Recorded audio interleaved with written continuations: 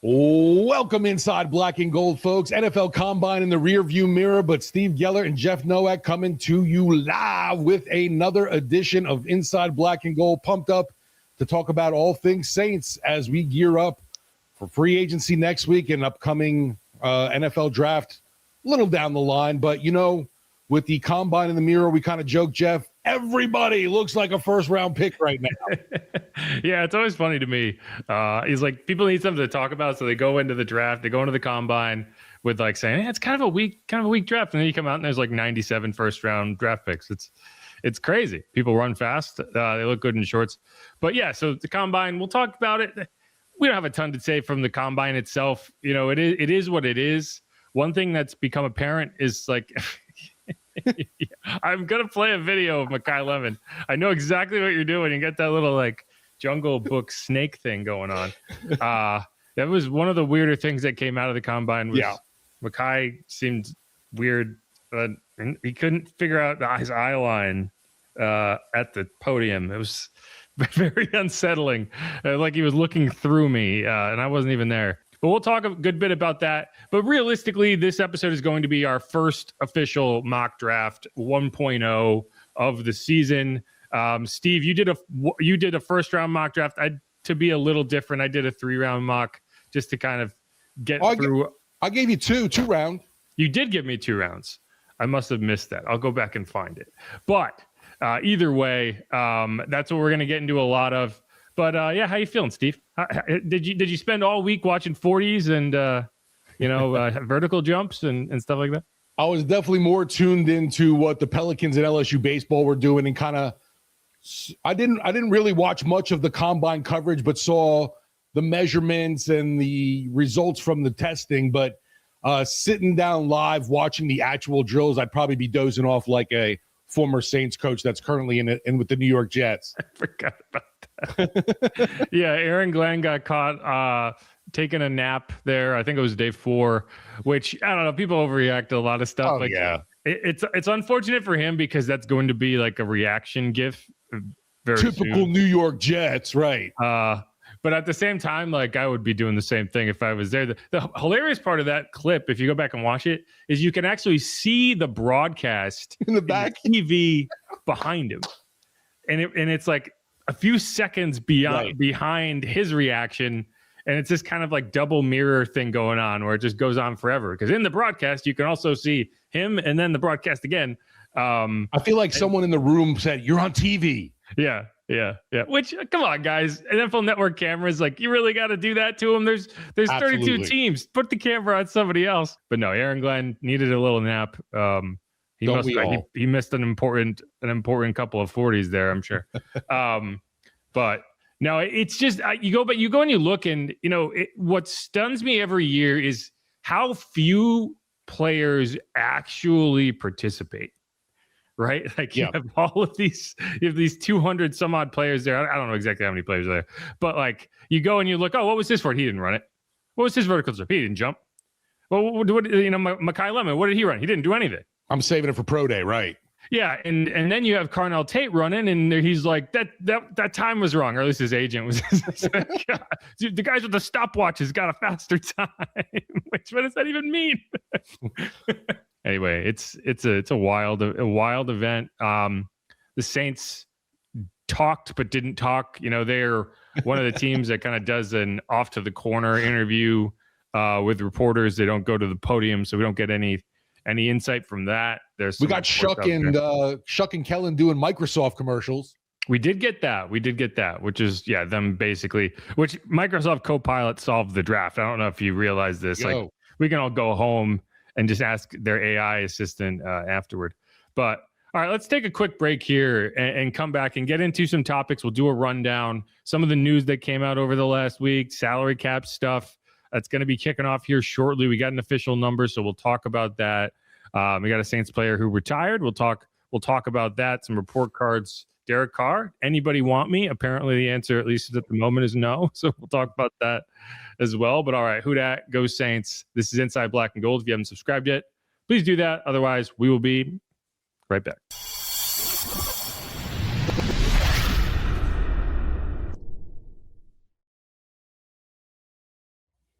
And we are back on Inside Black and Gold. Jeff Nowak here alongside Steve Geller, reacting to the combine and a lot of other stuff before we dive into our mock draft 1.0s. Steve did 2 rounds, as he just informed me. I did 3.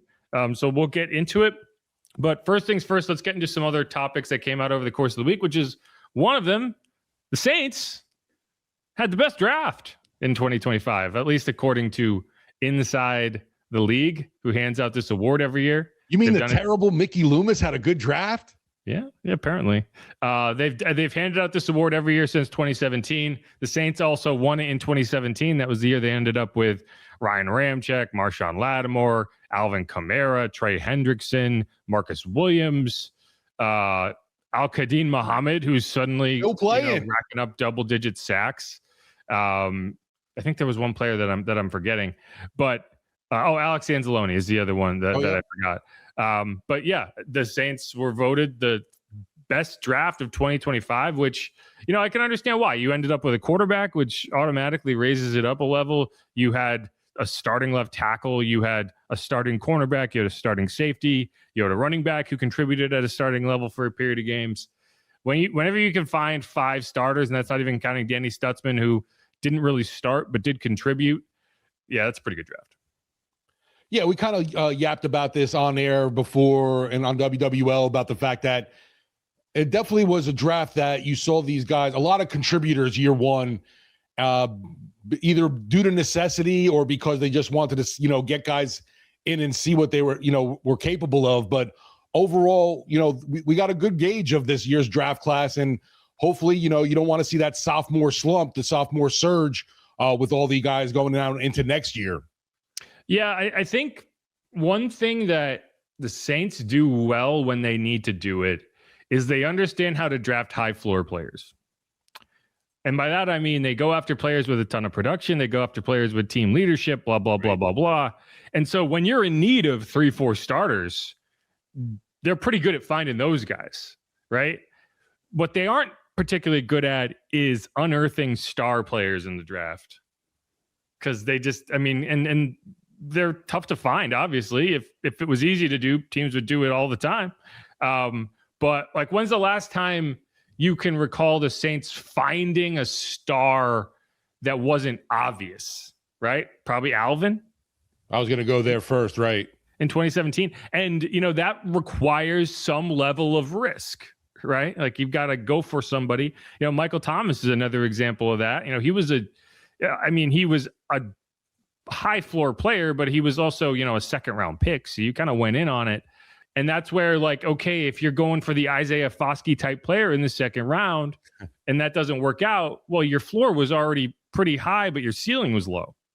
So, if you were wrong on the floor, suddenly like the ceiling wasn't there anyway. So I think that's what I'm interested to see this year is, do you get more aggressive and take a few risks in trying to unearth a couple star players when hey, we don't have all these holes to fill with all these high floor players like we did last year. If you drafted Jonas Sanker this year, would he even play? Probably not. And then suddenly your draft doesn't look good because you drafted players who didn't get on the field. So just something to keep in mind, because I do think that there is a kind of a sliding scale. It becomes harder to draft when you don't have holes all across your roster. Yeah, and we had a whole new regime coming in last year and a whole new schematic, set up, especially on defense. Oh, yeah. We'll talk about that when we get into the mock drafts, because based on how the drafts fell, we ended up going different ways than we probably thought we were going in. Yeah. And that's indicative of some of the performances at the combine, particularly one who we'll get into. But first things first, one thing we didn't talk about last week, we did the offseason roadmap. One thing we didn't mention is the Saints are one of a handful of teams that have to spend $50 million this year. And when I say this year, I mean this league year, which starts on March 11th and goes until next league year. So saying this offseason is actually inaccurate in terms of what they need to spend. They have until the new league year to do it. And that means, hey, you could theoretically not spend $50 million this offseason and go into next offseason and sign someone to an extension prior to the new league year, and that would also qualify. But just something to keep in mind, it's not going to change how the Saints operate. One of the reasons I kind of spaced on it while we were doing the roadmap is because it would only really be a factor if the Saints were dedicated to not spending any money this offseason, and that's just not the case. So they're going to do what they do, and they're going to hit that floor. But it is an interesting thing. You hear the Saints every year they're over the salary cap, yet somehow they're one of the teams that is not reaching the floor of spending, and it's because the way they account for the cap, it's not a lot of new money. It's a lot of old money that you continue to push forward. But the Saints, I don't think it's going to make them any more aggressive, but it does mean that they didn't really have the option to not spend any money anyway. So it's something to consider. Yeah, and I mean, we're basically, we're a week away from the legal tampering period. Yeah, it starts on March 9th, goes through March 11th, which is the first day of the new league year. And if anyone doesn't know what that means, it means basically agents can start talking to teams on March 9th. Nothing can be officially signed right, until the 11th. But a lot of times we know a majority of the big ticket deals prior to March 11th. It's usually kind of the top wave of free agency as you figured it out prior to that. And, call it the legal tampering period. I feel like there's some actual tampering that goes unnoticed. That's what the combine's for, right? Exactly. Anyway, so a couple other things. The salary cap was announced as $301 million, give or take, which is about where you expected. And that means that the Saints have about $10 million to clear to get in the green, which they need to do prior to the start of the new league year. So you'll see one or two restructures by the end of the week, most likely. Last year, Eric McCoy was the first contract restructured, and that occurred on March 5th. So I would expect that to start this week. I don't expect it to finish this week, because all you have to do this week is get in the green. And then from there, you start to figure out exactly how much you need. But I don't expect the Saints to be in the first wave of free agency.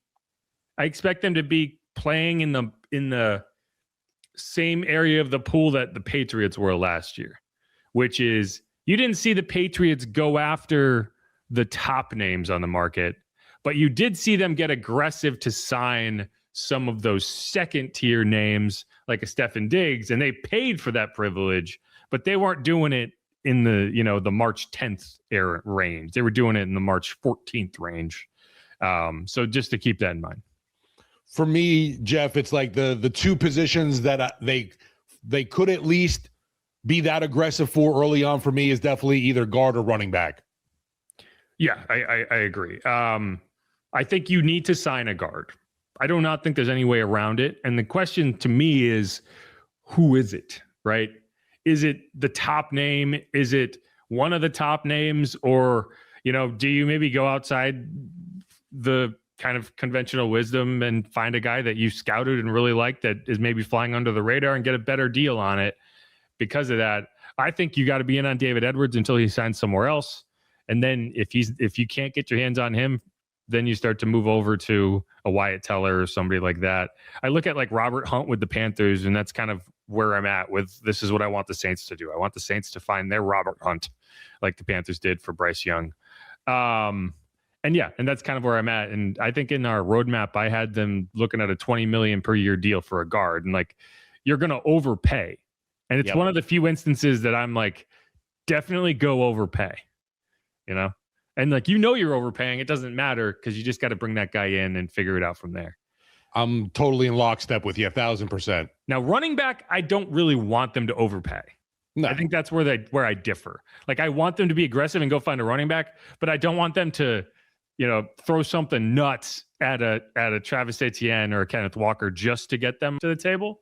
If it comes in at a deal that makes sense, great.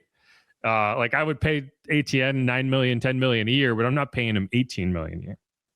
Couple other things that happened last week. Will Clapp officially announced his retirement. The meme is no longer an NFL player. And the question becomes, and then we talked about this when we did our free agency episode. It was like, I don't necessarily want Will Clapp as a player, but I'm going to, crack open its secret door number 3 and say, yes, I want Will Clapp back as an assistant offensive line coach. And at that point, Jari Evans was still on the team. So it was like, okay, maybe you find a way. Now they actually have an opening for an assistant offensive line coach. They have not hired anyone into that role. the head coach of the team is a guy who went directly from being an NFL quarterback to an NFL quarterbacks coach in one offseason. So he kind of knows what that's like. And Will Clapp spent a majority of last season effectively serving as an assistant offensive line coach. He wore a headset and everything on the sideline. So at this point, I'd actually be surprised if Will Clapp didn't come back as an assistant coach at this point. And not to mention, his family's from Metairie, so he wants to live here anyway. Living the Louisiana football player's dream of, prepped here, went to college here, got to play pro ball here. And like you mentioned, seems to be on his way to becoming an assistant coach here. His brother Martin? Yeah. Yeah. Right. It just makes sense. And like they did it with Zach Streif a couple years ago where he took a former player. He went and worked with us for, well, yeah, I guess I didn't work here when he worked here, but he was the play-by-play guy for a year or two and then took the job, but it was pretty close to being immediate. It was only a couple of years downtime there, and Sean brought him in, and now he's the offensive line coach for the Broncos, if I'm not mistaken. A couple other things. NFLPA report cards did not get released this week, but they did get reported last week in ESPN just got all the grades and sent them out. So the whole grievance saying you can't publish these didn't really do much because everyone got them anyway. And the Saints are pretty happy about it. I mean, right. You can leak all of the Saints report card this year for sure. Yeah. I don't think the Saints were the team that was like super aggrieved at this information getting out there, because I think they generally have done well in these report cards, and the issues that have existed, they seem to have fixed, which they got an F in 2023 for the dining facility. They got a D- last year. This year, they got an A-. They spent all the money. They invested in it. They sent the team out to California, said, we're fixing this. They fixed it, and now they're getting an A grade. They only had one grade below a B, and it was the playing field, which, there has been some pretty consistent criticism of the playing surface at the Superdome. Yeah. There's just you're kind of limited with what you can do, right? Like some of these teams that play in domes are able to put grass outside the facility and wheel it in. The Saints stadium, they probably have to tear it down and build a new one to be able to do anything like that. And that's not happening. So I think it was pretty telling, though, if you look throughout the NFL, Jeff, how many players were unhappy with their home turf. Yeah, and I think especially, players don't want field turf, but then you see teams that don't have field turf, like the Bucks, and they're getting an F- for their field, because you see college teams going there to play bowl games, and suddenly the turf gets torn up, and it's like, well, what do we do? And I was out there, what was it, week 15? What week were they out in Tampa? Whatever, the week it was just torrential downpour. Oh, right. That was after Miami. That was the week after Miami. So that had to be week 13. Sounds right. No, because week 12 was Atlanta. Week 13 was Miami. So week 14 would have been Tampa Bay. And that turf was a wreck. Like, it was raining and it was all torn up. Even if you hadn't had that level of rain, it was still a mess. So good for them. The Bucks. Yeah, go look up the Bucks grades. You want to see a team that probably was on board with getting rid of these report cards? I bet it's the team with like bugs in their showers. Yeah. And I've joked with you, now you get to see it as the sideline reporter. The visiting locker room area in Tampa Bay looks like the forever unfinished basement. It's so bad. The whole stadium is a wreck. Like, I don't know. It is what it is. I appreciate when teams kind of are dedicated to a stadium and, like all these new builds, like tearing down a stadium. And like one of the reasons that you don't want to tear down the Superdome is because there's so much history there. Like a new building just wouldn't have that, even if it was in the same spot. But you do get all these fancy new contraptions and the players are happy. So, and the other thing about these report cards that we talk about every year is they do not correlate to success at all. The Dolphins are always at the top. And the Chiefs are near the bottom. And the Chiefs are at the bottom. The Eagles are kind of lower, Right. And I think, and I don't know if that's necessarily a zero correlation, because, teams that are probably worse need to work a little harder to keep their players happy. Yeah. Whereas teams that win all the time, they're just like, whatever, we're winning. Why are we going to take all this time and energy to make sure players have better chairs at their lockers and stuff like that? But yeah. So, all right, let's hit a quick break and then come back. And I want to talk about some more things that came out of the combine, some of the reporting that came out. This is Inside Black and Gold. Do it.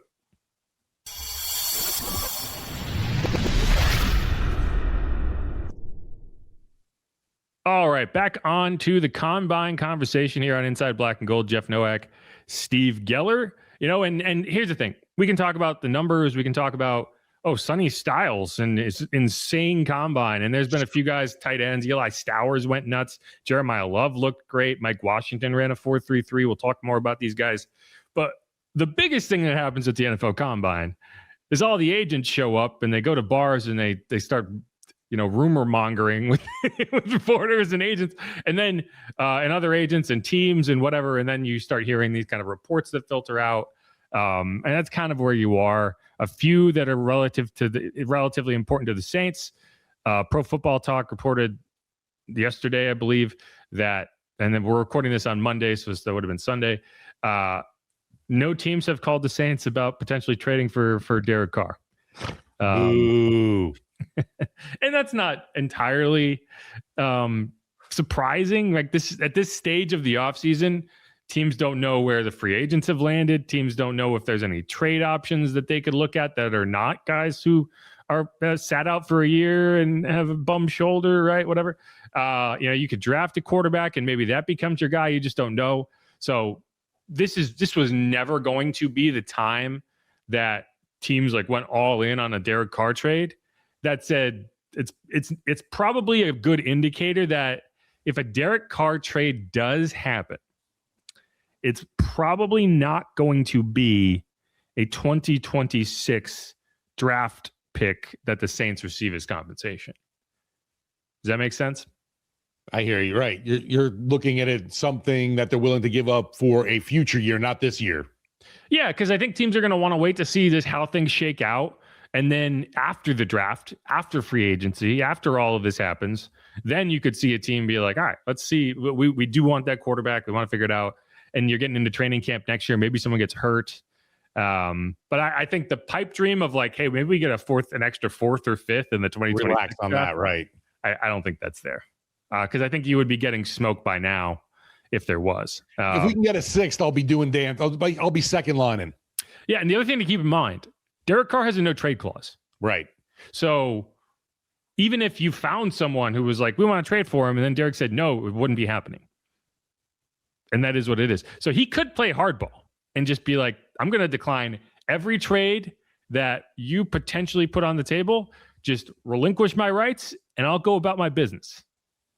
That's not off the table. The Saints would probably say, go piss up a rope. But at the end of the day, I don't know, how awkward do you want to make it with Derek? How much drama do you want to elicit in this at all when the upside is, hey, we could get a 6th round pick? So I wouldn't be surprised if at the end of the day, the Saints just say, just get out of my pick. I just don't want to see you anymore. I feel like too, it's it is kind of early on. Maybe things develop with Carr a little more down the line, but yeah, from what at least the initial consensus was from Combine Week, there's nobody biting at the line. Yeah, and if I'm the Saints, I just want to make sure he doesn't sign with the Falcons for a minimum deal. I just don't want to deal with that. Does that make sense? I'll take him in Atlanta. Yeah, I just don't want it. I just don't want it to happen. I don't want to help them because that would be helping them, right? If they have to trade for him, great. You're at least giving me an asset. I'm not giving them a free quarterback who could actually help them. I hear you. So that's going to be a conversation that continues, but it is what it is. The other bit of news that came out, I want to say yesterday, I think it was Tony Pauline who reported it, which is what it is. It's not really much of a report other than the Jets are one of the teams that could potentially be interested in Demario Davis as a linebacker. And I guess to me, the question becomes if you're Demario Davis, yeah, and your options are, hey, the Saints are offering me 2 years, $15 million, and the Jets are offering me 2 years, $19 million with a little bit more guaranteed. Yeah. Am I going to the Jets? The team that drafted me and quit on me and then signed me again and quit on me again and has no future, has no quarterback? Is that will money be the reason that DeMario leaves the Saints? Right. It doesn't feel that way. If it's not a legitimate contender, I would be very surprised. Right. We heard, all kinds of the rumor mills or teams you start hearing mentioned. And for a while, it was Chicago being strongly connected with DeMario. And that made more sense to me because they're a contender. Yeah, I just don't think as a 37-year-old football player, you're like, I'm going to chase the money now. I want to play for the New York Jets, right? Now, if the team that's offering to pay you is the Bills or, a legitimate, like the Bears, right? Exactly. Like a team that's right there on the fringe and you can actually see like, this is a better opportunity for me to win. Yeah. Like, I think the Saints have a better chance of making the playoffs next year than the Jets. Agreed. Because they don't have to go through the Patriots. Right? And like you mentioned, who the hell's throwing the ball for the Jets? Right. Like, why would I go to a team? I just don't. That would be surprising to me. Even if they came and offered a deal that it's like the Saints won't match it. Yeah. But I don't know. That's another one, a little off topic, but people are like, Cam Jordan's going to go back home and play for the Arizona Cardinals. I'm like, but why? You're the only one I've heard say that. No, and for the same reason, like, are you really going to go sign with a team that has no rudder and even contending for a playoff spot would be stunning? Just because do that here. Now, if the Saints were offering nothing, if the Saints were like a year, $6 million, take it or leave it, and you found that insulting, like that, I think that's the kind of cutoff is if the Saints offer an insultingly low contract and you're just like, no, I'm not doing that. I'd rather go play for the Jets than play for less than I think I'm worth, then that's something. But I don't think the Saints are going to do that. And we've talked about this before, because if any team had incentive to pay a little bit more, it's the Saints, because they're going to have a $14 million dead cap charge if DeMario Davis goes and plays somewhere else. And you're going to have that either way. But if your goal is to prevent dealing with that this year, which I think there is some value in doing that, then the Saints probably would be inclined to add a second year to that contract, put a few $1 million on the back end of it, guarantee a little bit more money for a team leader. It's who just is coming off a career high in tackles. So I don't know. All this is to say, yes, I'm sure he has a good relationship with Aaron Glenn. I would be very surprised if DeMario went to the Jets, unless they offered him something insane. Right. It'd have to be an absurd offer, I feel like, too. And yeah, sure. I'm sure he has a great relationship, like you mentioned, with Aaron Glenn. Wasn't his position coach here, but still a guy in the defensive room for the Saints. But yeah, I can't imagine him wanting to say, let's run it back a third time with Gangrene over there. Gangrene. Yeah, gangrene, but only one N and an E at the end, The bad kind of gangrene. Yeah. Like a gangrenous football team. Pretty much. One other thing I want to talk about from the combine, and you referenced it. You referenced it here in the open. Oh no, that's 40. This is 4 minutes long, but we'll play it and we'll start to understand. Probably say the way I can get in and out on my routes, snapping down quick, and then just catching every ball that come my way. That's Mekhi Lemon, and the interesting part is not necessarily the words. It's and I think part of it is the podium at the combine is elevated, and so he's kind of looking down. And I don't know if that's just how he stands, but he's kind of like got his head forward. It's like looking like through his eyebrows. That and to me, it seemed at one point he was like, yeah, that back and forth.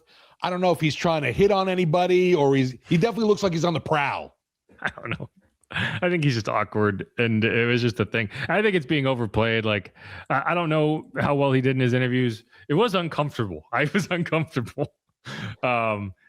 He's overblown at the combine. Who would guess? Like the one bad Tyler Shuck throw last year. Yeah, I think it's one of those things that it's going to go viral, and people are going to try to assess more to it than it should. It is what it is.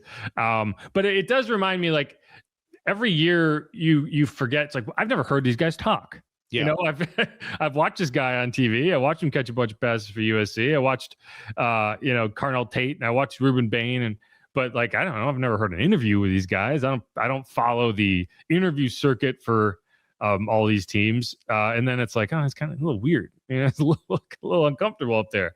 But at the same time, it's like, you're not paying him to be a social media influencer. You're paying him to be a football player. And that is, and the kind of weird swaying aside, what I got from Mekhi Lemon's interview up there when I watched the entire thing is he's a very intense person. Right.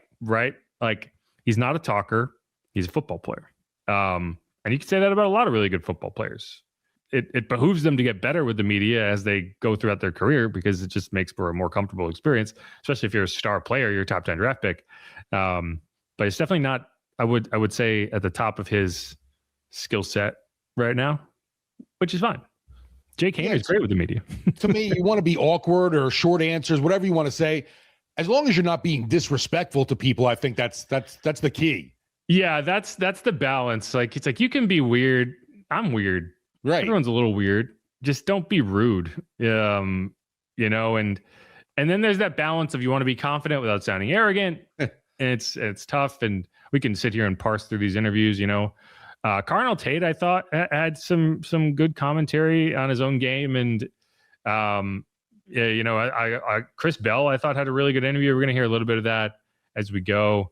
Wide receiver from Louisville, Tyler Shuck's former teammate. But, it is what it is. And, the other guy that everyone, was obsessed with and is still obsessed with is Jeremiah Love, who, I don't know if he was trying to make a statement, but it's almost jarring to see a kind of consensus top 10 draft pick do everything at the combine. And he didn't need to. Like, he didn't need to convince anyone that he's that guy. He did it anyway, which I think just speaks to, there's a lot of teams, they might not make a big deal out of it, but I know Jeff Ireland gets annoyed when players don't work out, when players don't participate in these events, because one of the chief responsibilities of a scouting staff, of a scouting director, of all these guys that go all around the country every year and watch these guys in person, talk to these players, kind of learn how they work, is like avoiding grenades. Right? Because there's grenades in every single draft class. There's guys that look like, for all the world, they're going to be stars. Then you get to the NFL and there's for whatever reason, it just does not work out. Whether they just can't operate at an NFL level, or they don't have the work ethic that you need, or, maybe they're just not smart enough to make it at the NFL level because the college concepts were a lot simpler and it kind of ticks up to a 10. And can you manage it at that level?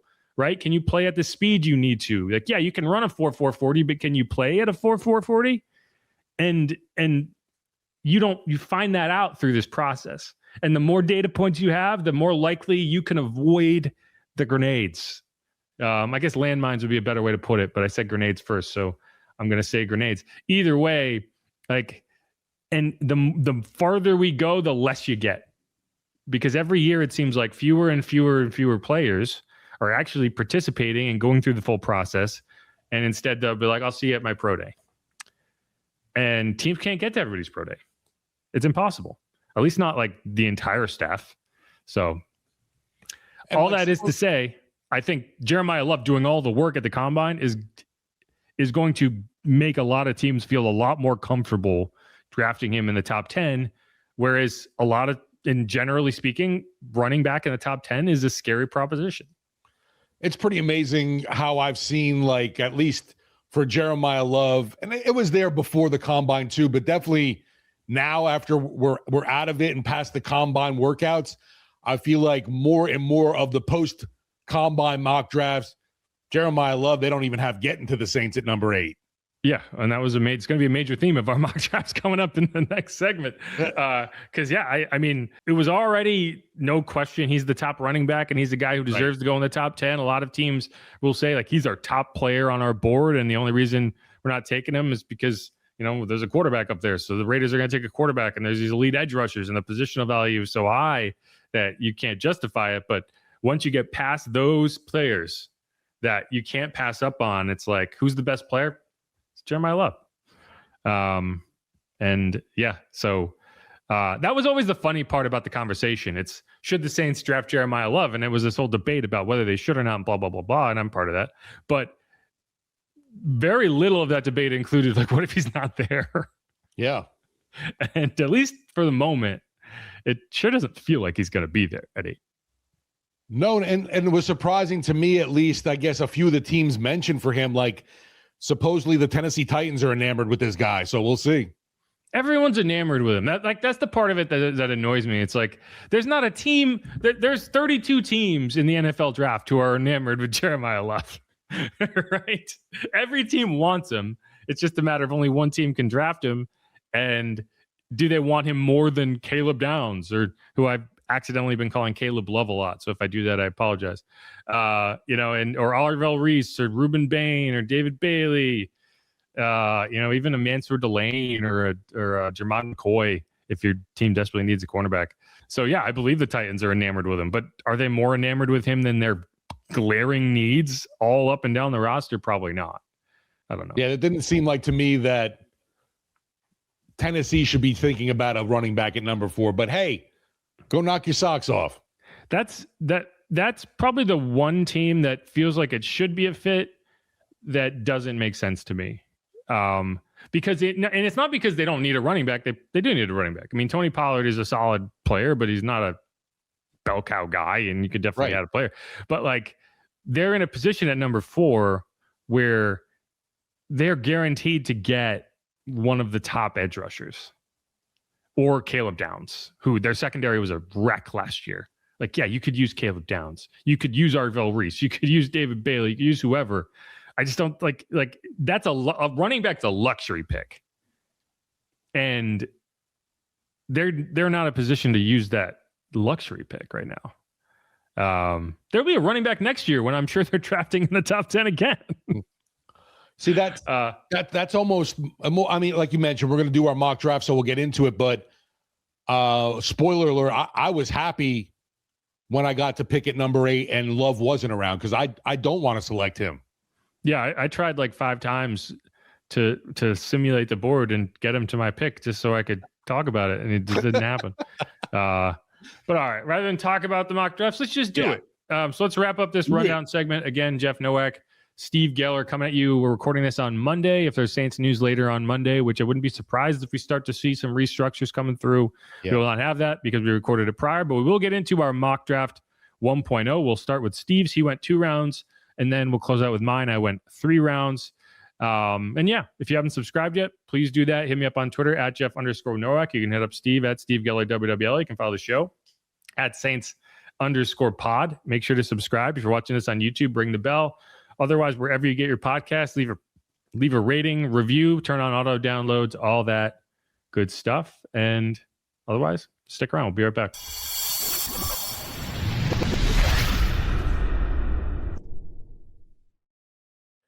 And we're back on Inside Black and Gold. Jeff Nowak here alongside Steve Geller. We talked about the combine. Well, not really. We talked around the combine, all that good stuff that comes out around the combine.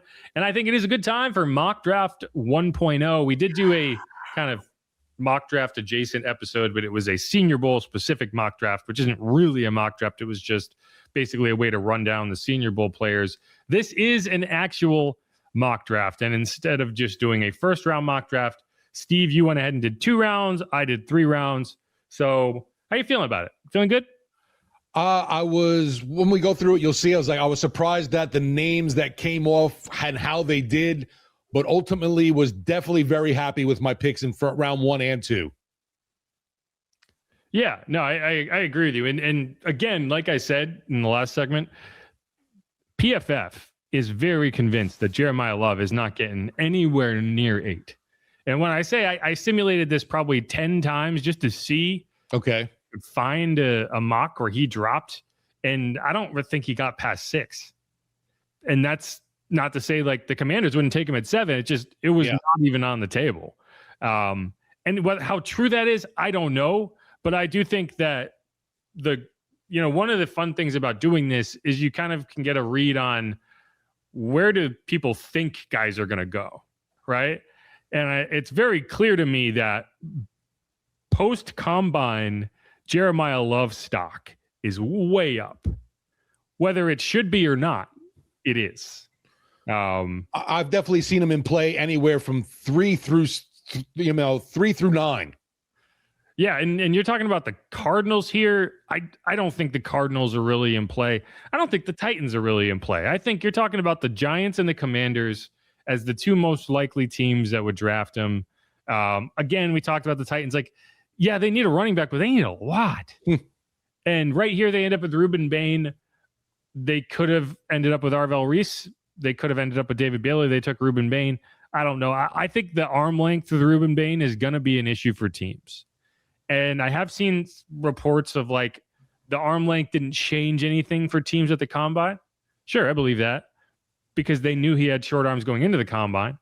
But I think there's going to be a number of teams who care enough about their prototypes at their positions that never were going to consider him in the first place, at least not in the top 10. We'll see. But if he's the best edge rusher on the board and teams think that and they're like, hey, we can figure it out. I don't know. Like, teams that try really hard to make exceptions work are usually bad drafting teams. Like, exceptions are exceptions for a reason. And you're not looking for exceptions. You're looking for fits. You're looking for guys who hit all the benchmarks, So we'll see. But just to go through it, number 1 to the Raiders, Fernando Mendoza, it's not a question. It's an inevitability. If this was 20 years ago, the Raiders would have already made this pick and would already be negotiating with Fernando Mendoza, and it would really be on the second pick because that's how it used to happen. It hasn't happened like that since they slotted the contracts. So it doesn't matter, but whatever. The Jets go Caleb Downs at number 2, and this is a guy that I'm kind of fascinated to see exactly how high he does go. Yeah, is we talk about Jeremiah Love and positional value and whatever. Safety's right there alongside running back as a position that gets significantly overlooked from a value perspective because you can find safeties. They're everywhere. Honestly, Jeff, like for me, this is personally, say we were at number 8 and Caleb Downs or Jeremiah Love's available. I want Caleb Downs, honestly. I'm taking Downs too. It doesn't seem like either guy is going to be available, at least if you believe these projections. But I agree. Like, I think Caleb Downs is so good. Yeah. And you can play him all across the board. He can be that star player for you. Like, he just fits like a glove. And I can find running backs that I really like. And yeah, Jeremiah Love's really good, but I don't know. Either way, here's the thing: if Caleb Downs falls to you, it's almost certainly because Jeremiah Love's already gone. Right. So I don't think it would ever be a situation that you'd have to say yes or no, one or the other. I got you. But I do think that's kind of what I've been doing here. Is like, okay, yeah, you would say you would draft a Jeremiah Love at number 8, but would you draft Jeremiah Love over Caleb Downs? Would you draft Jeremiah Love over Arvell Reese? Would you draft Jeremiah Love over David Bailey, right? Some of these guys who always seem to be off the board, but if they were there, what would you do? And that's what we're going to talk about going down here. So Jeremiah Love in this mock goes off at number 3 to the Cardinals. Ruben Bain at number 4 to the Titans, edge rusher out of Miami. I saw a funny picture that was just Bane from Batman with little short arms. Yeah, I've been seeing folks put Photoshop alligator arms onto him or T-Rex arms. And you also give him the Bane mask. Yeah. Then you got Arvell Reese going to the Giants at number 5. That's a good pick for them. Mekhi Lemon, first wide receiver off the board in this mock, goes to the Browns at number 6. And that makes a lot of sense to me. The Browns need a wide receiver, like a stud wide receiver. So whoever it is, whether it's Carnell Tate, Jordan Tyson, whatever, I think the first wide receiver goes to the Browns. It would just make sense. Yeah, and then like you mentioned with Carnell Tate, it goes Lemon, then Tate. Another one, I was happy both came off the board because I don't necessarily want them to take a wide receiver in the first round either.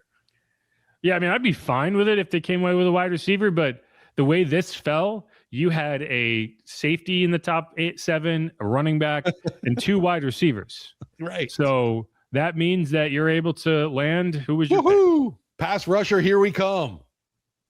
Tell me what it is.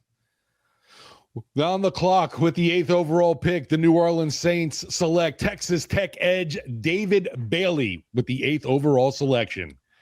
Yeah, and David Bailey's a good example of, if this was 2 years ago and you were drafting for Dennis Allen's defense, a 6'4", 250-pound edge rusher probably wouldn't be your pick. That's because it just wouldn't fit. Now, right, it's closer than, say, some of these other guys like a Romello Height, his teammate, who's even smaller. But in this version of the Saints defense, yeah, you want those smaller, faster guys who can rush the passer and potentially drop into coverage. And, David Bailey's a guy who, until this version of these mocks, I don't think I'd seen fall to 8 one time. So I don't know what's changed for people necessarily and what's changed for PFF. But, I mean, you talk about who would you take over a Jeremiah Love if they both got there. Like, the Saints need elite edge rushers. They have one in Chase Young, and they have a 36-year-old in Cam Jordan across from him, and they have a good depth rotational piece in Carl Granderson. Exactly, dude. That's where I'm both. I'd like to improve the trenches right off the bat for this Saints team. I'm not taking a guard. There's not one available that's a prospect that you're considering in the top 10. So I'm definitely gravitating towards more of that edge guy, if available. Yeah, and David Bailey was a guy who did some work at the combine. He ran a 4.5 40, which is pretty good for an edge rusher. 35-inch vertical leap, 10-foot 9-inch broad jump. And, one thing the Saints always look at is production. And David Bailey went nuts in his time at Texas Tech. So he's also from Irvine, California. So when the Saints go out there for training camp, it'll be a visit home. We'll get to call the family up and let them know. Yeah. And so, that's just a good example of it seems like the draft winds are blowing in a different way right now than they have been all throughout this offseason. And that's probably an overreaction, right? Like, I don't see David Bailey getting to number 8, but me too. Right. The hype from the combine seems to be messing with people a little bit. Well, that's why when I saw Downs went, and then we saw Jeremiah Love, I'm wringing my hands together going, okay. And then it was like, bam, Lemon and Tate went. And I was like, oh, I'm left with Bailey. And then it was like, I don't mind that one bit. Okay. Yeah. And what's more likely is the Commanders take Bailey, or he goes off somewhere else and you're left saying, what's my favorite wide receiver? Right. And I still think that's the most likely scenario, is you end up having to decide who the top wide receiver is. Because if Bailey is off the board, are you going linebacker, inside linebacker at number 8 overall? As much as Sonny Styles went nuts at the combine, and when I say went nuts, he went freaking nuts.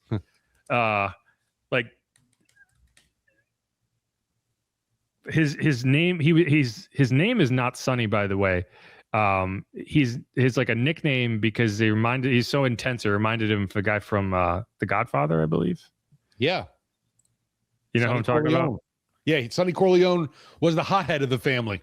Yes. Like his real name is Alex, but his nickname is Sonny because his parents were reminded of Sonny Corleone because he's crazy. But even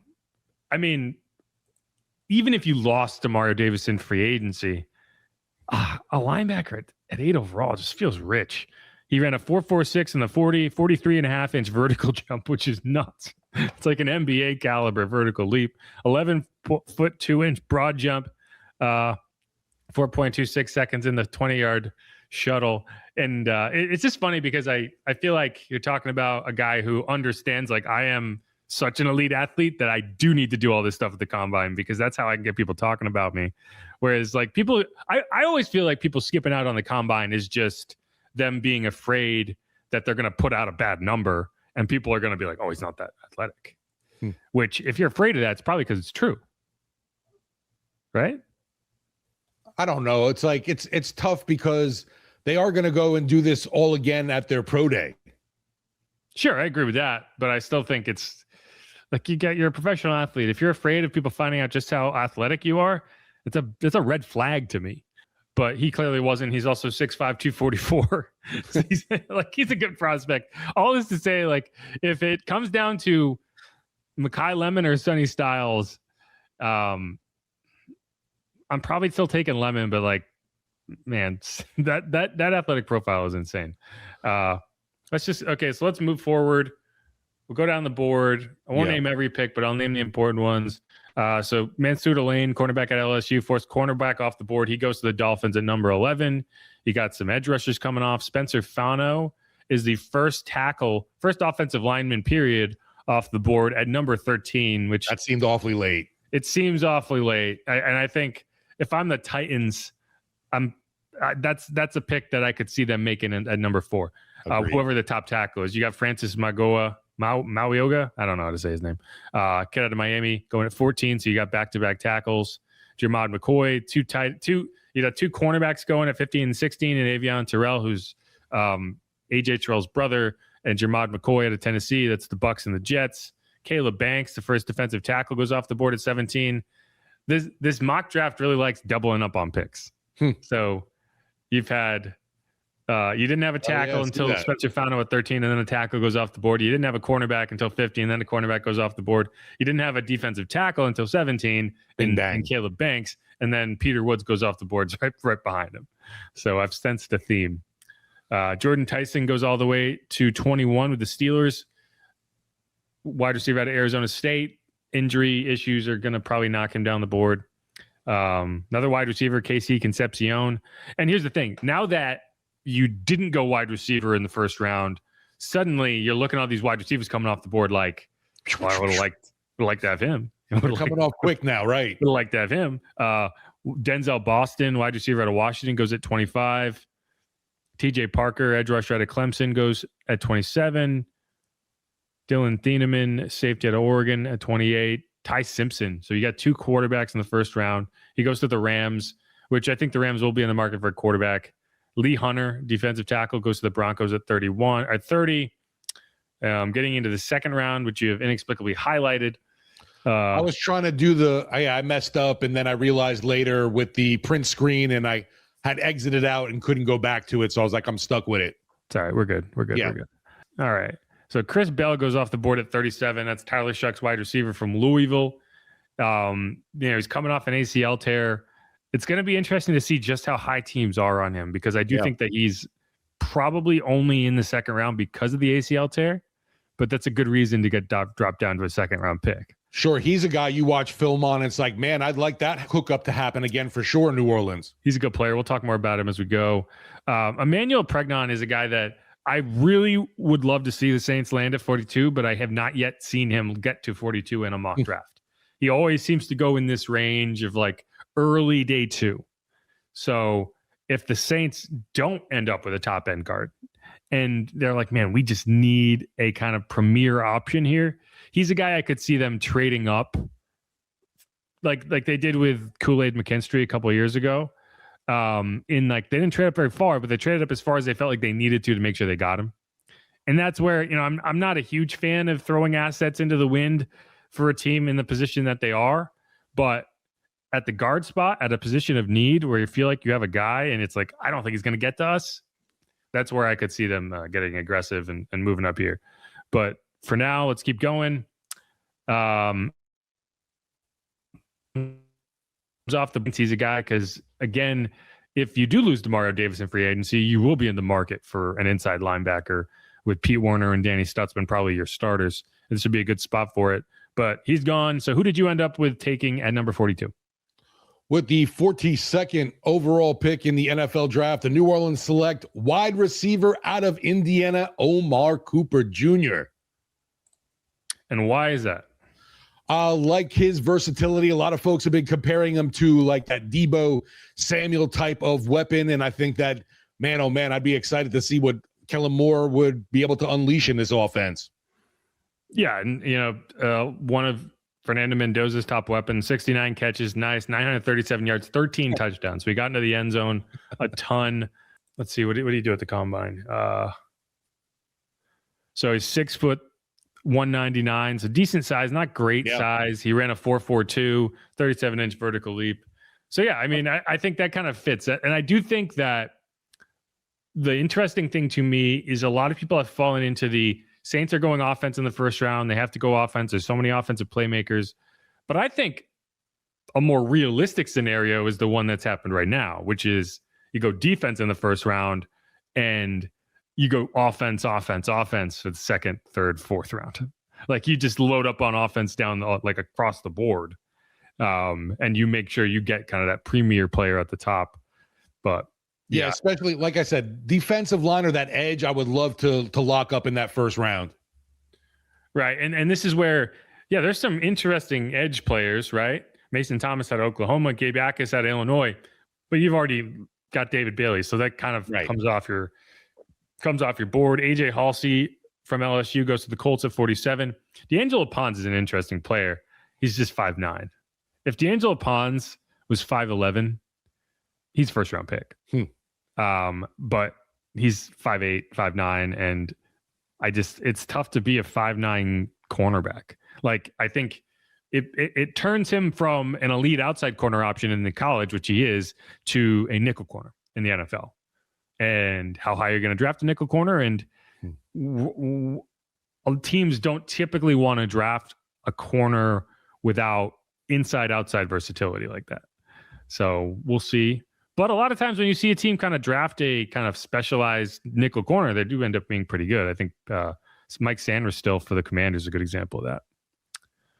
Romello Height comes off the board at 54. He's the guy I took in a previous mock draft, or in the Senior Bowl mock draft. And then Jadarian Price, halfback out of Notre Dame, goes off the board at 63.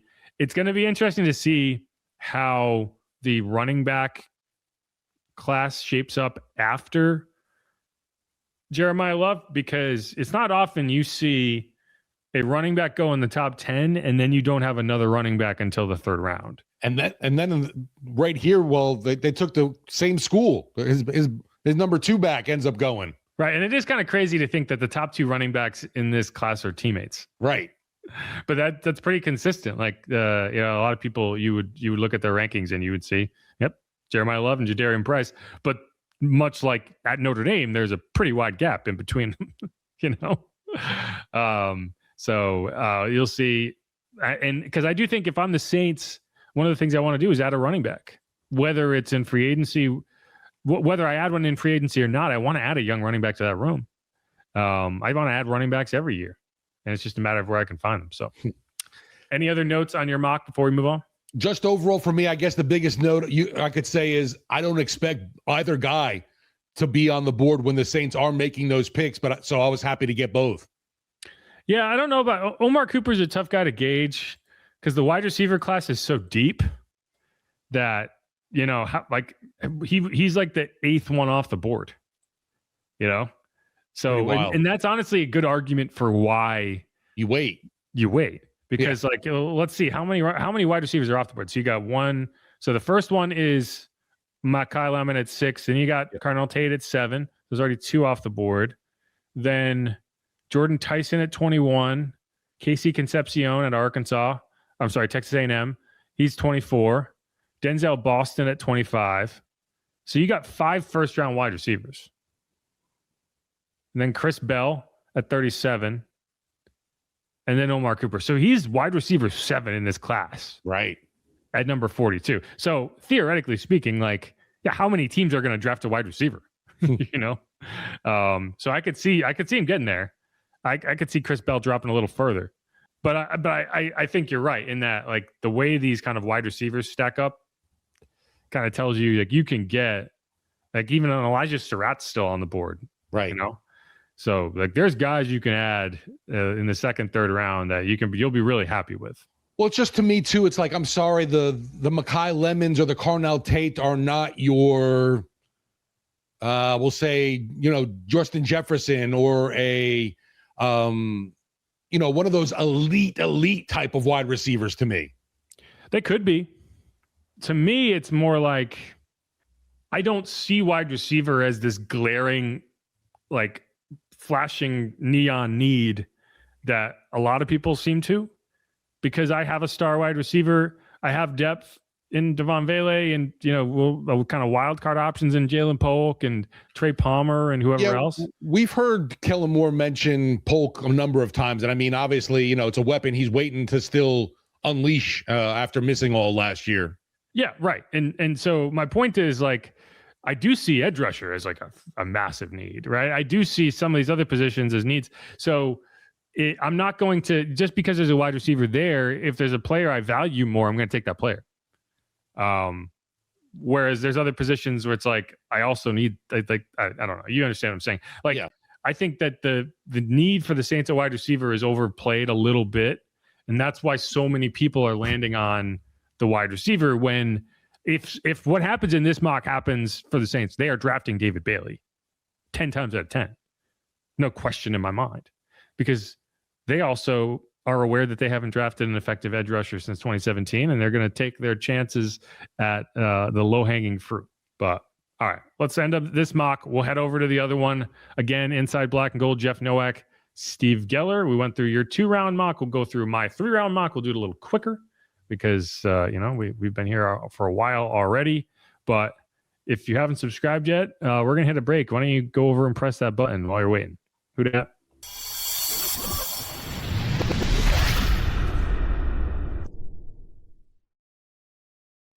And we're back on Inside Black and Gold. Jeff Nowak here alongside Steve Geller. And programming adjustment. My mock draft, for some reason, disappeared on me. So we decided that, as the great Bill O'Reilly once said, F it, we'll do it live. Love it. One of my favorite clips on the internet. And that's going to require me to share my screen. So let's see. We'll get the PFF mock draft simulator up here going. Yeah, exit out of DoorDash and stuff, dude. DoorDash. I'm an Uber Eats man. Gotcha. Pay all that money for Uber One. I better use it. But all right. So we're on the board and we're not trading. Again, as I said, I'm doing a 3-round mock. So let's start it. Let's see what happens. I'm excited for you right now. I love mock drafting. I really do. Wow. Okay. So this was a weird one. This one went kind of nuts here. Okay. So it's very similar to the one that I actually did and disappeared into the ether on my computer somewhere. So I'm happy about that because I've already come up with the takes that I want to share relative to this information. But all right. So in this case, Fernando Mendoza goes number 1. Caleb Downs goes number 2. Jeremiah Love goes number 3 to the Cardinals again. This is not a spot that I expect him to land. I'd be very surprised if he did. But back-to-back mock drafts. So some PFF is telling you what it thinks. That's what this is. David Bailey ends up going number 4 to the Titans. So he is not on the board. Sonny Styles jumps all the way up to the Giants at 5. I think this is actually one that could happen because I think the Giants have a need at linebacker, and he just kind of will be a kind of do-it-all player in their defense. And like we talked about, his combine was insane. Then Ruben Bain, Mr. Short Arms himself, goes off to the Browns at number 6. Mansour Delane climbs all the way up to the Commanders at number 7. And cornerback is a sneaky need for them. They released Marshawn Lattimore. That trade was a disaster for them. So they're probably going to be looking for his replacement. Do they look for it at number 7? I'd be a little surprised considering who's on the board. But that leaves us with some really intriguing options here. Do I go wide receiver? No. I'm going Arvell Reese 10 out of 10 times. Now, the question with Reese, is he an inside linebacker? Is he an outside linebacker? Arvell Reese would tell you he's an outside linebacker, and I think Brandon Staley would tell you he's an outside linebacker. And again, he's just a guy that's going to fit exactly what Brandon Staley needs, which is an edge rusher who can drop into coverage, who's athletic, who can match a wide receiver if you need him, or a tight end. And they just don't have that guy. So I'm drafting him right here, and I'm not overthinking it even the slightest. Like if Arvell Reese drops to me, I am taking him 10 times out of 10. If David Bailey drops to me, I am taking him 10 times out of 10. And I can tell you in advance, PFF is not going to give me an A+ grade on this because they have him classified as an inside linebacker. And he could play inside linebacker, but he's a lot more like Micah Parsons than Sonny Styles. Let's put that. You don't think because you're going to get him at 8 when his ADP is 5, that might boost you to an A+? No, because they do not have linebacker as a need for the Saints. Gotcha. but he's not. I mean, like he could play linebacker. He's not going to. He's an edge rusher. So we draft him. And that would be one of the more exciting picks the Saints make in a long time. Like people would be excited with a wide receiver, Mekhi Lemon, whatever.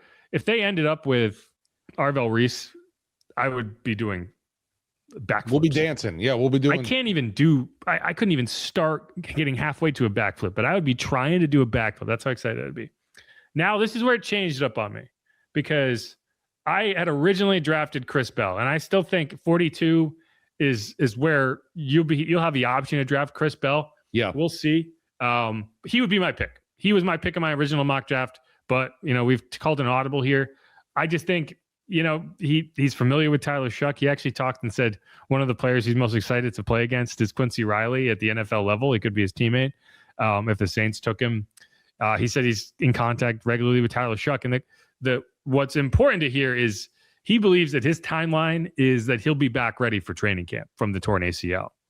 How realistic is that? Is that, hey, I'm back, but I'm working off to the side with the trainer? I don't know, but it's good to hear that there were no setbacks. Doctors would have got to look at him at the combine. So if you did have any concerns, you could assess them there. But before we go into that, let's take a look back at what happened in the mock draft. So Carnell Tate goes off to the Bengals at number 10. Caleb Banks goes to the Dolphins, defensive tackle at Florida, stays in the state of Florida at number 11. Mekhi Lemon drops all the way to the Jets at number 16. Avion Terrell, Jordan Tyson at 19. Wow. Peter Woods goes to the Bears at 25. KC Concepcion. So you see the wide receivers coming off again. Lee Hunter, defensive tackle. That would have been a guy I'd be very tempted about and just double up on the defensive line and just load up on the defensive line. But I'm going to be looking offense here. I went defense with the first pick. I'm going to be looking offense as we go. And so let's look at some of the players on the board. Defensive tackle Kristen Miller is who PFF would want me to take. I'm going to go down the line. Here's your guy, Omar Cooper, Keontae Scott, D'Angelo Pons. This is why, like, I'm not really in love with a lot of the picks available here. And that's why I ended up with Chris Bell anyway. When I took Chris Bell, they told me that they wanted me to draft Romello Height, but I've already taken my edge rusher, so I'm not doubling up. Well, the Bell, like we mentioned, to be a fun addition for Tyler Shuck, a guy that obviously he's got a rapport with, and see if that translates to the NFL as well. Right, but they have told me that is not a possibility for me because it is what it is. Eli Stowers. How bad do I want a tight end? Do I want a tight end? Do I want to go all in on Eli Stowers? I can't decide. D'Angelo Pons again. Yeah, screw it. I'm going D'Angelo Pons. He was a guy that I was staring at the entire time, and I think Alontae Taylor walks in free agency. I think Brandon Staley would prefer to have a cornerback skill set in that nickel spot. And that in a pinch, if you needed him to play outside, he could play outside. He's always played outside, and he might be a little oversized, right? It might be a struggle, but he could do it if he needed to. So we'll give you that. I just love his physicality. I love his athletic profile. I just wish he was a couple inches taller. Either way, I'm going D'Angelo Pons. So I lied. I'm not going. I just don't like any of the offensive options here. Brandon Staley's loving you. And I could reach for Malachi Fields here. I'm not going to reach for Malachi Fields here. I'll wait. If he's there in the third round, that's where I'll get him. But there's guys I like in the third round. I'm taking D'Angelo Pons, and I'm okay with it. So let's see what happens. Eli Stowers goes off the board. All right, let's see. There's Surratt. So Gabe Akis is off the board. Omar Cooper is your guy. Yeah, I could have gone Omar Cooper. But we're being different. That's fine. Yeah. I'm not in love with Omar Cooper. Eli Stowers goes off at 52. AJ Halsey, LSU guy, goes off at 54. Derek Moore. Chase Basantis. So I haven't added a guard. Malachi Lawrence goes off the board. edge rusher out of UCF. He's a guy that I think is kind of climbing up on people's boards a little bit. Jadarian Price, so there's your second running back. LT Overton, okay. Dominique Orange. And the thing to keep in mind with this pick, just for consideration, is you pick at 72 or 73, and then you don't pick again for a while, because your first fourth round pick is the Seahawks' fourth round pick, which is quite literally the final fourth round pick. And then you'll have a comp pick, which is after that. So there's a pretty long gap. There's basically a 2-round gap, because you're picking at the top end of the third round. They don't pick again until the bottom end of the fourth round. So it's kind of almost like a snake draft. You know, but you get 2 in the bottom of the fourth. Yes, but it's almost like a snake draft, right? Like in fantasy football, when you pick first, and it's like, you better nail that pick because you're not picking again for a while. Yeah. Right. But then you get to pick twice in a row, you know? So you better nail that first round pick and then get 2 really good players, or at least feel really good about those 2 picks, because you're not going to have very long in between them. In this case, man, I really, really want Mike Washington, because it's who I picked in the other mock. But in the other mock, I picked the wide receiver. I picked Chris Bell. And again, that disappeared to the world. But since I didn't go wide receiver in the second round here, and Elijah Surratt is staring me in the face, I have to take Elijah Surratt. And he's a player that I really like. You have a ton of exposure on him. You watched a ton of that Indiana team. He's a playmaker. Let's see, they have his, 6'2", 213. So I like the size. I like the production.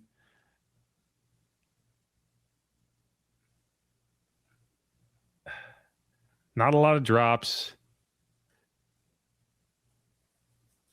It just makes sense. So I'm getting Tyler Shuck, his weapon. I prefer this was Chris Bell, but I'll go in on Surratt, and we'll see what happens at the running back position. Mike Washington is my pick. So if I got to this point, I'm probably trading up, not unlike you did for Alvin Kamara, right? In the third round in 2017, you really liked Alvin Kamara. Yeah, they wanted me to take Kristen Miller, but I'm okay with that. In the third round of 2017, you traded up and grabbed Alvin Kamara because you really liked him, but you just didn't have a pick in that range. You were worried he was going to be gone. I could see you doing that for Mike Washington out of Arkansas. He's a guy that I was talking about coming out of the Senior Bowl, and ran a 4.33. Like Jeremiah Love ran a 4.3 and 4.36. So you're talking about long speed. You got a 223-pound running back running a 4.33. I can work with that. You're talking about 6 yards per carry in the SEC. And I don't think he was nearly as efficient as he should be. I think there's room for growth there in terms of development. And so to me, with Mike Washington, and you saw him kind of break down in tears after running that 40, like it means a ton to him. Like I think his meetings are going to be important, because teams are going to want to see that he's coachable, because there's a lot of correctable stuff in his game, but he's going to have to accept the coaching to correct those things. And if he can do that, I think he can be an excellent player. He kind of reminds me of Latavius Murray, if you want to go back and find a comp with just a big dude who's got that kind of power, but has the long speed when he gets into the open field. And I think people like you're going to say the Saints version of Latavius Murray. I think people forget just how good Latavius Murray was coming out of UCF with the Raiders. And he was just a dude that was impossible to tackle. And he never really developed into that kind of bell cow that you hoped he would, but he was just kind of a solid rotational piece. And that's how I see Mike Washington. But I'm spending all this time talking about a player who's not even in my mock draft, but I ended up with the Indiana Hoosiers South. I ended up with linebacker inside. See, like again, it told you they gave me a B. Yeah, I was going to say you were dead on with that, because I thought you would at least get A- for crying out loud. For the recent number 7 is definitely a steal. Yeah, I've done this before. I got you. I wasn't guessing. I saw that earlier and I was like, how the hell did I end up with a B? Right. But yeah, it's because they consider him to be an inside linebacker, which the Saints are drafting him to be an edge rusher, and that's what's going to happen. And then D'Angelo Pons, it's probably a bit of a reach. I just really like him as a nickelback prospect, even though he's small. And then Elijah Surratt. So I doubled up on Indiana players. Not the worst idea in the world. I want to draft winners, and they won. But yeah, how do you feel about that? For your third round pick, huh? They gave you an A for your third round pick at least. Yeah. Well, here's the thing. If I'm coming out of a mock draft on PFF and I see A, you're just taking the best guys available. I'm taking the players they think are the best guys. Right. All that means is I picked the player at the top of their list. Although Arvell Reese was at the top of their list and they gave me a B, so maybe that's not true. There you go. It just means I picked the player at the top of the list that matches what they said was a need. A need, right. But PFF is wrong all the time. I'm not here to try to get a good grade. I'm here to get the right player. All right. They gave me an F for picking Tyler Shuck last year.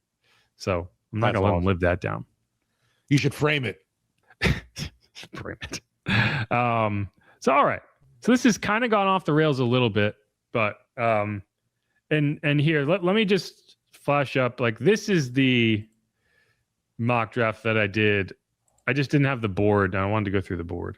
Yeah. This was the first one that I did. So again, I ended up with Arvell Reese. And if I do feel like I want a wide receiver. Do I desperately need a wide receiver? No. But the difference here is I was able to get my hands on Chris Bell in the second round. So I was able to go a little more outside my comfort zone and take Mike Washington Jr. In the third round, which they give me an F for, which honestly, I kind of like when they give me an F. I appreciate it. Makes me feel like I'm doing something right. Well, especially after you said like last year, they gave you an F for Shuck, and it's like, all right, what do you think now?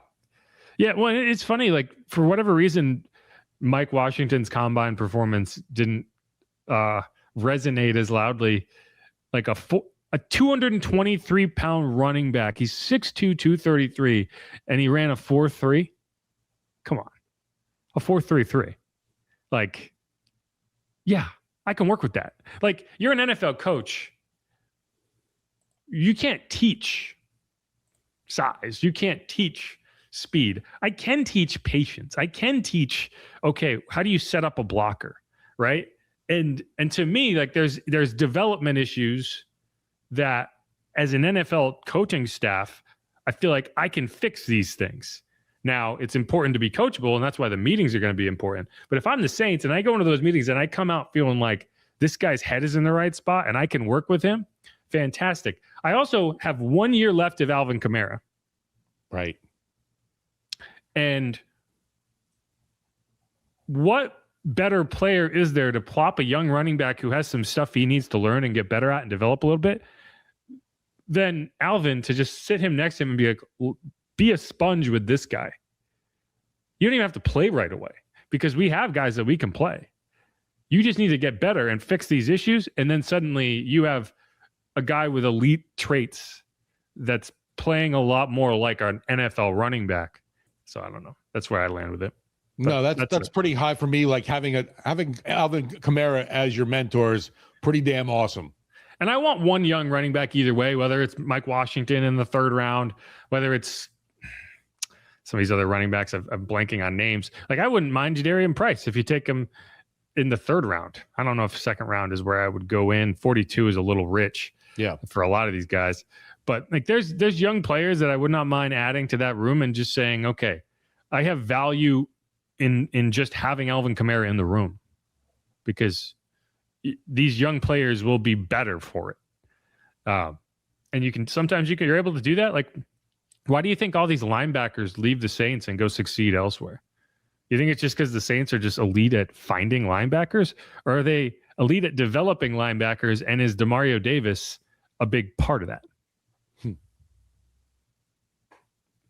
Pipelines. Yeah, I mean, with what you have with those guys that you consider your blue chippers, like you mentioned, DeMario and Alvin, Cam Jordan obviously too in there, but just any of the young talent that gets brought in, you know, you've got like top-notch quote unquote professor, basically showing you the ropes in the NFL. Yeah, it matters. Especially at those finer points position where, like, do I trust a rookie running back in a lot of ways? Like, that's the thing. Like, if you did end up with Jeremiah Love at number 8, there's a lot of pressure to get him on the field right away. He's number 8 overall pick. Like, you've got to, and running back careers don't last that long. Like, you've got to get the investment out of that early. So you don't have the luxury of saying, hey, yeah, we're just going to put him in that room, let him learn, don't put a ton of pressure on him right away. Like, you got to play him. It's like drafting a quarterback in the top 3. Like, he's your starter. You would love to be able to sit him, but in most cases, that's not going to fly. You're probably going to get fired if you don't play him. Now, that's not the case for Kellen, but you get the idea. When you draft a running back in the 2nd or 3rd round, you can go the Adrian Peterson route, right? Like, they signed Adrian Peterson and just kind of said, like, you know what, never mind. And no one complained about it. But that was a terrible signing. But you had the player, so you're like, fine. Like, you can do that as long as you have the player.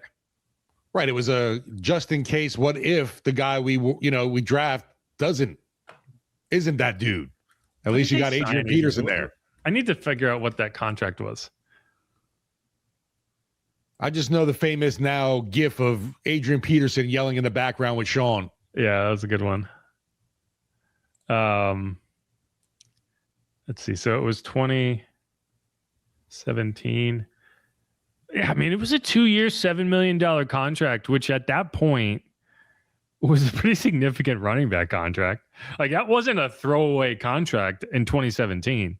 Like the salary cap has exploded since 2017. Like they threw a decent chunk of money at Adrian Peterson, and then we're like, you know what? Never mind. Pretend it didn't happen. We're good. So yeah. Anyway, that's where I'm at. Well, yeah, Alvin made it pretty clear early on. It's like, well, this is the guy of the future. Yeah, by like week 3, it was like, can we just get him gone? Because Adrian Peterson's also not a guy. You know, it's funny because, like, Alvin Kamara, the veteran who I trust to be a good influence on the young player, I don't think Adrian Peterson was a good example of that. I think if he was, he would have probably stuck around. It was like Adrian Peterson is like an all-time great Hall of Fame running back who they signed saying, like, you're going to be a big part of our offense. And then they were like, you know what? Never mind. I think Alvin wants to have help. So I don't think he's going to balk at, someone else getting carries. He didn't last year when they were doing it with Kendra Miller. Exactly. But I do need to keep drafting that position until I find the guy. And we know it's just unfortunate for Kendra. He can't stay healthy because I'm sick of saying, oh, I've seen the flashes. I just need to see the consistency. Agreed. And I would love for Kendra to be healthy. I would love to have too many running backs. It's not a problem that you end up with very often. It's definitely not a problem the Saints have had, is having too many good running backs. Yeah, and I mean, Neal and also, Estime, I'm sure will be a part of the mix next year. Yeah, I would guess Estime ends up back on the practice squad to start the year.